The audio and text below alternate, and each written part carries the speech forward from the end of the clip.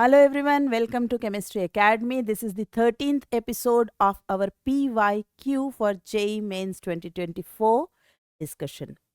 इससे पहले वाला जो हमारा एपिसोड था दैट वाज एपिसोड नंबर 12. उसमें हमने 26 जुलाई 2022 का मॉर्निंग सेशन का पेपर डिस्कस किया था. इन कंटिन्यूटी टू दैट हम यहाँ पर इवनिंग सेशन का पेपर डिस्कस कर रहे हैं. ये दोनों ही पेपर जो 26 जुलाई 2022 को आए थे ये बहुत अच्छी क्वालिटी के पेपर्स थे. हाँ, हम वो क्वेश्चंस यहाँ से हटाकर कर रहे हैं जैसे पॉलीमर्स और केमिस्ट्री इन एवरीडे लाइफ के क्वेश्चंस जिनका अब सिलेबस में नाम नहीं है या जो अब सिलेबस से हटा दिए गए हैं.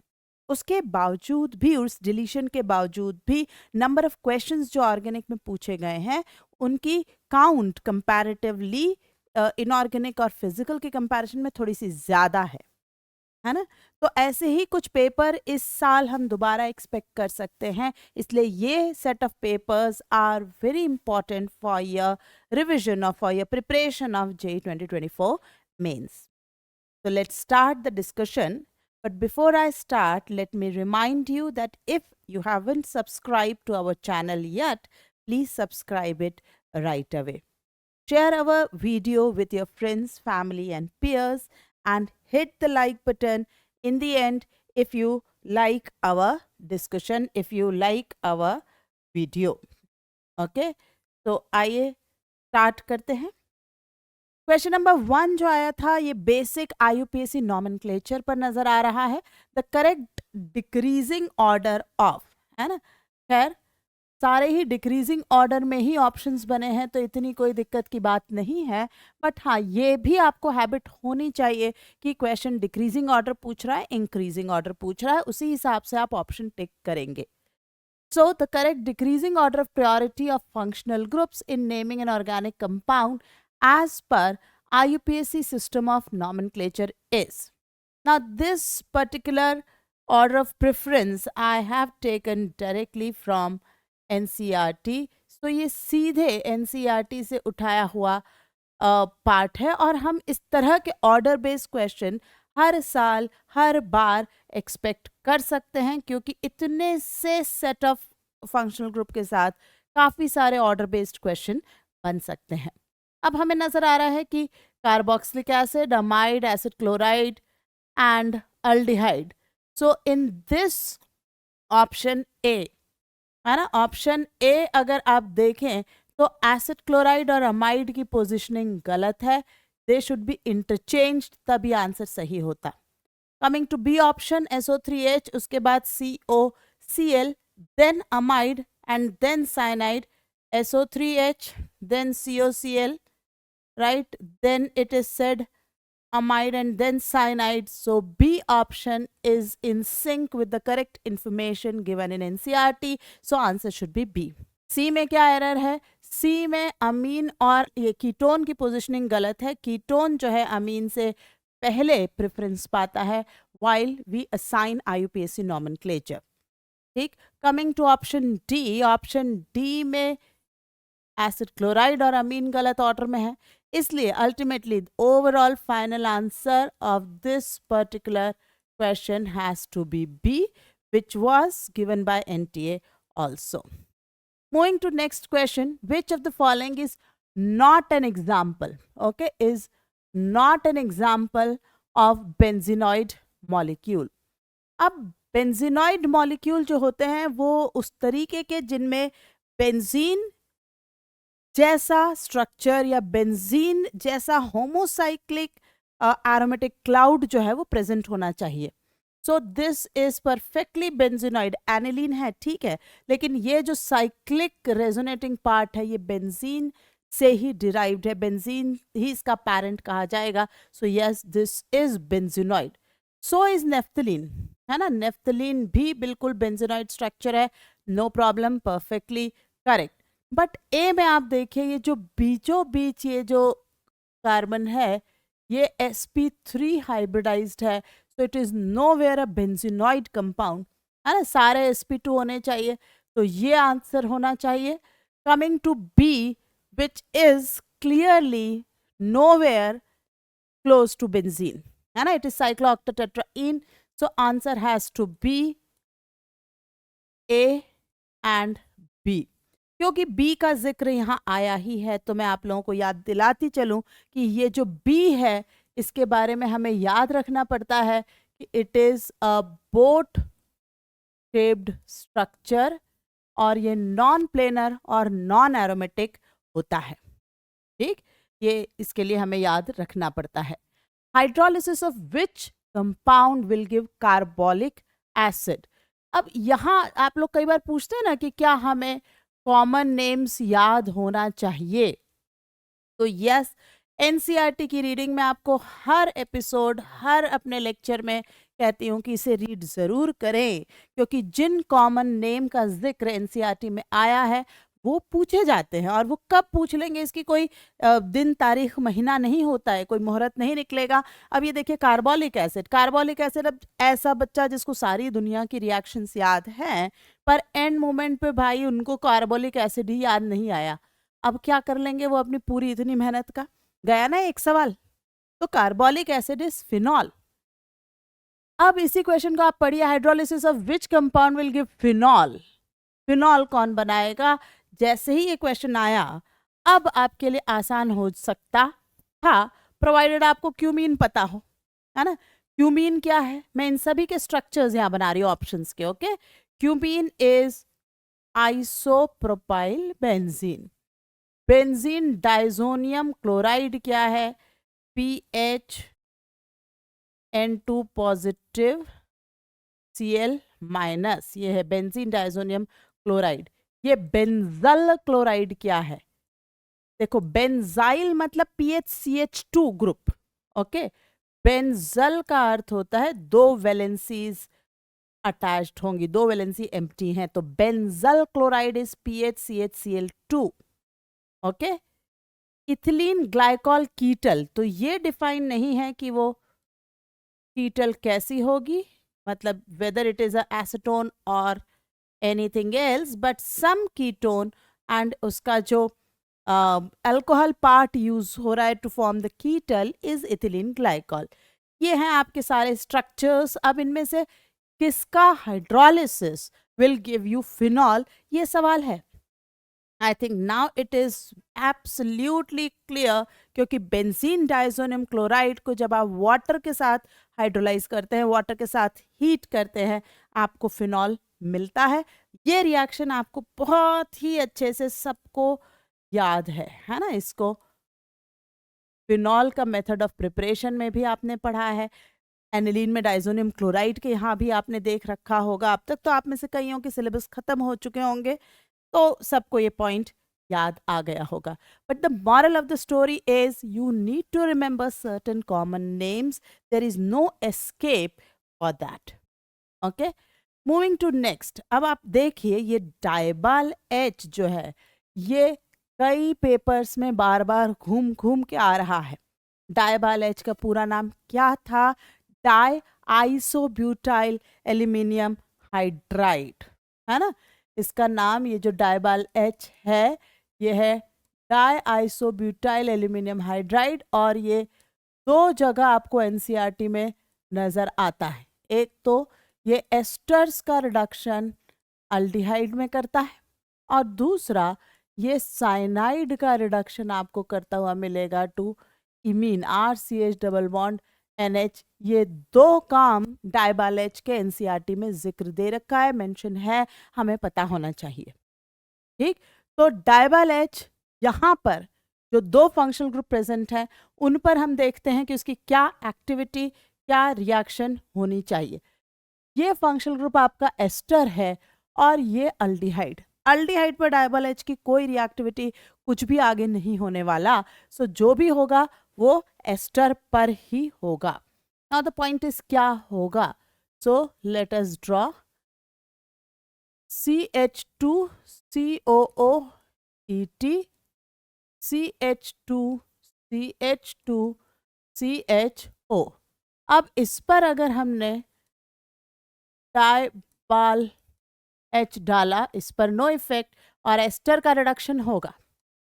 ठीक, इट इज अ हाइड्राइड के थ्रू रिडक्शन करने वाला रिएजेंट, तो अल्कीन का कुछ नहीं बिगड़ने वाला, alkene will remain as such. तो ये CHO CH2 CH2 CHO। अब हम देखें दोनों तरफ आपके पास एल्डिहाइड ग्रुप होने चाहिए, फिर हम देखेंगे कार्बन की काउंट वगैरह चेक करके। तो दोनों तरफ एल्डिहाइड है, this could be possible answer. Ester, no.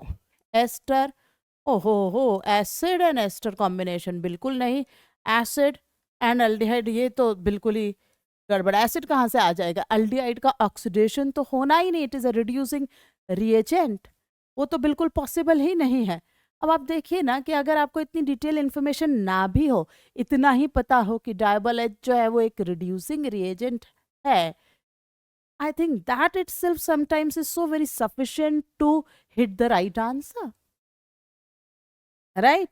So for clearing all these competitive exams like mains, NEET, advance, इनमें आपको सिर्फ नॉलेज की ज़रूरत नहीं होती, एक एप्टीट्यूड भी होता है, एक स्मार्टनेस भी होती है कि आप एग्जामिनेशन हॉल के अंदर प्रेशर को अपने ऊपर डोमिनेट होने से बचाएं और अपने सारे, जिसे कहते हैं ना, सारे सेंसेस ओपन रखें, पूरी स्मार्टनेस से पेपर को हैंडल करें। अगर आपको ये पता है कि रिड्यूसिंग रिएजेंट और आप सारे ऑप्शंस देखेंगे तो क्या सीधे ही आप ऑप्शन ए टिक करके नहीं आ जाएंगे, है ना? सो प्लीज टेक केयर कि ये सारी चीज़ें आप अपने दिमाग में रखें कि yes there is a possibility कि कई बार आप बगैर पूरे रिएजेंट्स की जानकारी के बगैर भी आंसर तक जा सकते हैं। The correct sequential order of the reagent for the given reaction is, जब भी इस तरह से सीक्वेंशियल ऑर्डर पूछा जाए तो बेहतर है हम एक एक को काम करके देखें। हमें पैरा पे OH और आयोडीन चाहिए। सबसे पहले कह रहा है HNO2 का यूज़ करो, ओके। अगर HNO2 का यूज़ करने को कह रहा है सबसे पहले, तो नाइट्रो और N2+ बन गया। उसके बाद कह रहा है रिडक्शन कर दो आयरन और H+ से, तब तो ये भी रिड्यूस हो जाएगा और ये भी रिड्यूस हो जाएगा, राइट? और दोनों रिड्यूस हो गए तो उसके आगे you can not have two different reagents introduced at different sites. Iron in acidic medium will reduce NO2 as well as N2+ to amines. ये दोनों अमीन में आ जाएंगे, इसलिए ये तो काम नहीं करेगा। ठीक, बी पर आती हूँ। बी में हमें दे रखा है कि NO2 और NH2 पहली रिएक्शन इसने भी HNO2 से ही करवाई है, ओके। तो डाइजोनियम तो ये भी बनाएगा कि यहाँ N2+ Cl- बना, तो डाइजोनियम इज फॉर्म्ड। उसके बाद दे रखा है कि इसकी रिएक्शन आप कराएंगे Ki के साथ। Diazonium salts when treated with Ki, direct displacement of diazonium by I-। ठीक, डाइजोनियम की डायरेक्ट रिएक्शंस आपको याद होनी चाहिए, mechanism not required, but direct reactions are extremely important for these exams, okay. अब इसके बाद इन्होंने दिया है कि अब आप iron in acidic medium introduce करिए। बिल्कुल, नाउ आयोडीन आपका लग चुका है और NO2 का रिडक्शन हो गया है NH2 में।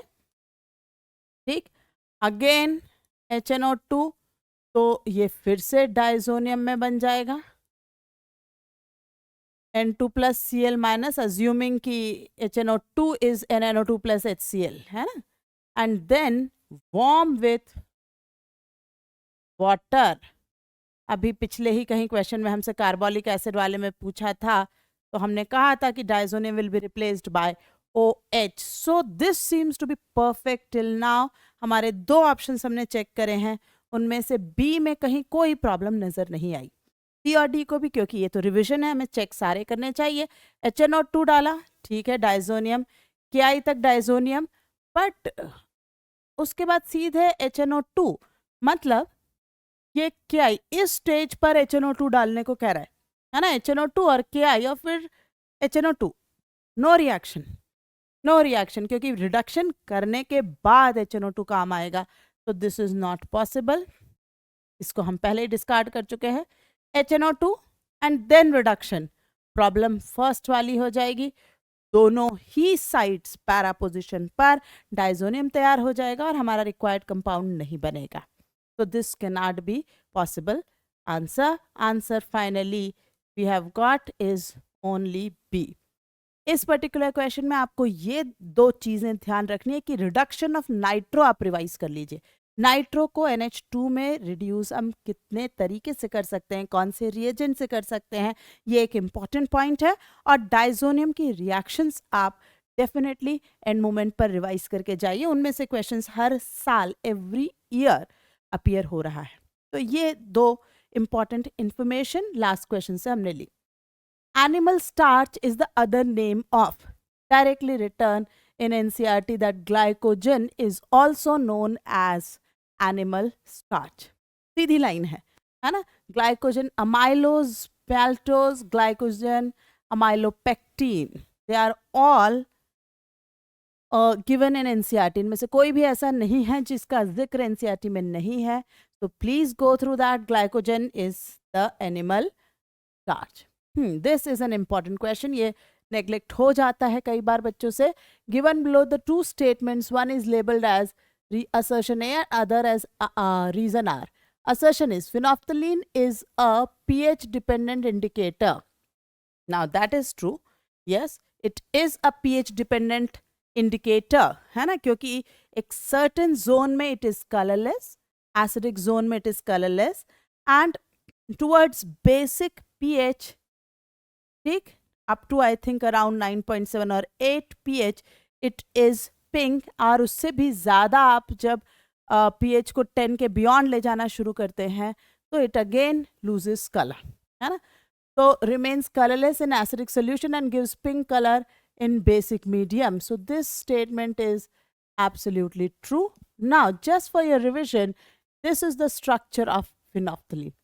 ये स्ट्रक्चर होता है फिनोफ्थलीन का, और जब हम बेस इसमें डालते हैं, ओके, तो ये जो OH माइनस है ये इसके एसिडिक H को लिया, और वो एसिडिक H जाते ही ये डिसोसिएट हो जाता है, ये CO लिंकेज, ये जो रिंग है ये टूट जाती है और इस तरह का एक डाई अनायन बनता है। इसको आप कहेंगे कि ये क्या है, तो ये डाई अनायन बना है, और ये डाई अनायन जो है ये पिंक कलर का होता है। Phenolphthalein is a weak acid, it doesn't dissociate in basic medium. Now that is wrong. Yes, it is a weak acid. ये part जो है ये इसका false है, because it did dissociate in basic medium, तभी तो color आया है। तो हमें चाहिए A is true, R is false, और ये सिर्फ C में आपको नजर आ रहा है। ठीक, I hope this is clear. Phenolphthalein lab manual से आप एक बार पढ़ें, जरूर पढ़ें। The number of non ionisable protons present in the product B, first let me underline, non ionisable पूछ रहा है, आयोनाइजेबल नहीं, non ionisable protons present in the product B obtained from the following reaction is। कौन सी reaction, कहाँ से क्या दिया है? सबसे पहले दिया है C2H5OH प्लस PCl3, और कह रहा है C2H5Cl तो बना, साथ में कुछ A बना। आई थिंक सभी को ये रिएक्शन याद है, H3PO3 बनता है, ये आपका A। H3PO3 is formed अगर ethanol reacts with PCl5, you will get H3PO3। Now this second reaction का खेल था सारा, ये रिएक्शन अगर याद ना आई हो तो ये सवाल आपका डूब जाएगा। This plus PCl3, क्योंकि इसी A को PCl3 से रिएक्ट कराया गया है, तो नेट तो जो बनता है मैं वहां तक पहुंचूंगी। दिस सबसे पहले इसमें ये बनता है, ठीक, ये ऑक्सीजन इस पर अटैक, जैसे नॉर्मल अल्कोहल से एसिड क्लोराइड बनता है वही मैकेनिज्म के साथ। But again next molecule of phosphorus acid, अब देखिए फिर से एसिड प्लस एसिड क्लोराइड, कौन सा acid chloride, phosphorus acid chloride, ये Cl हट जाएगा, and the product we will get is HOP double bond OH, OP double bond O, HOH, ठीक, दिस इज हाइपोफॉस्फोरस एसिड। आप दो मॉलिक्यूल ऑफ H3PO3, अगर इसे याद रखने के लिए मैं बात कर रही हूँ कि अगर हम इसे कैसे याद रखें कि क्या है, तो two molecules of H3PO3 if dehydrate like this, देखिए, तो it will form this, ये बीच में POP लिंकेज आ जाता है। Now the question is, हमें तो नॉन आयोनाइजेबल प्रोटॉन्स की संख्या आंसर में करनी है ना। अब this is an ionizable, this is ionizable proton, so we have these two as non-ionizable proton and therefore our answer is 2. Okay, answer for this question is 2. यही चीज अगर आयोनाइजेबल प्रोटॉन के बारे में पूछी गई होती तो चाहे आप यहां पर 2 करके आते या इस पर 2, दोनों सेम हो जाता कि अगर किसी बच्चे को रिएक्शन नहीं भी आती तो तुक्के में भी वो ये काम करके चलाता, बट नहीं, स्पेसिफिकली उन्होंने कहा है non ionisable protons, non ionisable proton hypophosphorous acid के पूछे जा रहे हैं और आंसर हो गया है 2. Okay, let's move to next and the last question of this particular, I think, not the last, I guess, one more. Okay, 2 more. So the number of isomers are clearly mentioned, including stereoisomers, obtained on monochlorination of methyl cyclohexane. Methyl cyclohexane का monochlorination कर क्या क्या products बनेंगे, कितने isomer बनेंगे। इन तरह के सवाल जब भी नंबर ऑफ आइसोमर्स पूछे जाए, ऑलवेज एज अ रूल आप पहले सारे स्ट्रक्चरल आइसोमर बनाइए और फिर आगे सोचिए। तो हम कहेंगे सबसे पहले CH2Cl लग रहा है ना, फिर CH3 और Cl। मैं सिर्फ स्ट्रक्चरल बनाऊंगी अभी, हाँ, पहले, फिर डिस्कस करते हैं आगे। फिर CH3Cl, CH3Cl and CH3 and Cl, ये टोटल आपके 5 स्ट्रक्चरल आइसोमर्स बने। पहला काम यही करेंगे। दूसरा, आप उसके बाद उसमें GI-OI है या नहीं है ये बातें लिखना शुरू करेंगे। सो इन दिस नो स्टीरियो, इसमें कोई स्टीरियो नहीं है, ना कोई कायरल सेंटर है, ना ज्योमेट्रिकल की पॉसिबिलिटी है, so you will count it as 1 isomer only. Same no stereo, इसमें भी स्टीरियो नहीं है, you will count it as 1। अब यहां देखिए, ये दोनों ग्रुप या तो दोनों वेज पर होंगे या दोनों डैश पर होंगे, तो यस, इसमें एक मॉलिक्यूल इसका सिस बनने दिख रहा है, एक ट्रांस। अब सिस में भी ऑप्टिकल एक्टिविटी है, डेक्स्ट्रो लीवो, और ट्रांस में भी है डेक्स्ट्रो एंड लीवो। सो टोटल आप इसका रिपोर्ट करेंगे 4 isomers. Okay, please be careful. Don't take it cis trans as 2 and then 1, 2, 3, 4, 6 नहीं बोल रही हूं मैं। cis dextro, cis levo, trans dextro, trans levo, total 4 isomers for this structure. Same way, exactly same way, you will again have cis trans dextro levo dextro levo, तो total कितने 4 isomer. Okay, coming to this again, yes, it will have cis and trans but no dextro-levo. Why no dextro-levo? Let me explain it this side कि वो जो 1,4 है उसमें चाहे cis हो groups या ट्रांस हो, या ट्रांस हो, एक POS आएगी ना इसके अंदर, ये देखिए प्लेन ऑफ सिमेट्री आ रही है, तो there is no possibility of optical in that last one. तो लेट अस कंक्लूड फाइनली हमारे पास कितने आइसोमर्स हैं? 1 2 ओ 2 + 4 6 6 + 4 10 and 10 + 2 12, राइट? तो आंसर जो हुआ वो है 12. 12 isomers are obtained on monochlorination of methyl cyclohexane. 10th question, a 100 ml solution of CH3CH2 MgBr. चलिए, CH3CH2 MgBr ग्रिग्नाट दिया है. It is treated with methanol. इसको मिथेनॉल से ट्रीट किया गया. सो एसिडिक एच का बर्ताव करेगा ये. Grignard will act as a base और CH3CH3 ethane will be the gas released और ये बन जाएगा CH3O MgBr, है ना. On treatment with methanol produces 2.24 ml.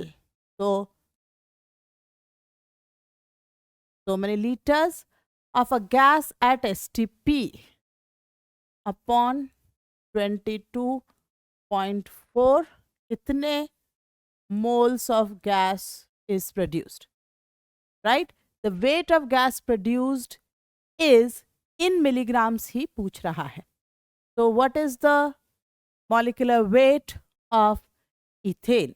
Molecular weight of ethane is 24 + 6 30, है ना. So let us see. Molecular weight of CH3CH3 is 30. So weight of product obtained is number of moles multiplied by 1/22.4 multiplied by 30. अब ये जो है आपको grams में answer आ रहा है, लेकिन कहा जा रहा है आंसर मिलीग्राम्स में दे दीजिए. So I will again convert it to milligram and multiply it by 1000. So what is the answer? I think all of you can calculate it, right?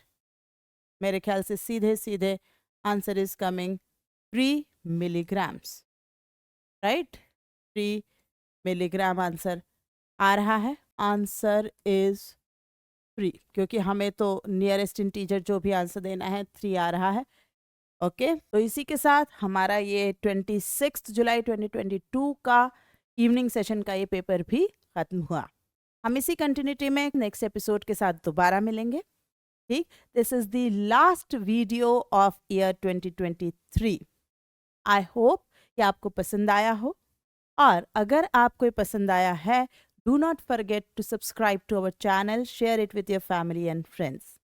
अगर आपको किसी पर्टिकुलर टॉपिक की ज़रूरत है तो download our app. One important announcement that I'd like to make is that all those wise people or early starters who want to start for JEE 2025, we'll be launching an early Zenith in the January month. Same way, we'll be launching early Bullseye in the January 1st week again for those who will appear in JEE 2026. Okay, so keep your eyes open, keep a watch on the app, and if you have any particular requirement, feel free to tell us in the comment section or through chat box in our app, right? चलिए, तो अब इस जाते हुए साल के साथ अब दोबारा हम मिलेंगे अगले साल. ठीक, see you again in the next video. Till then, take care, bye bye, thank you.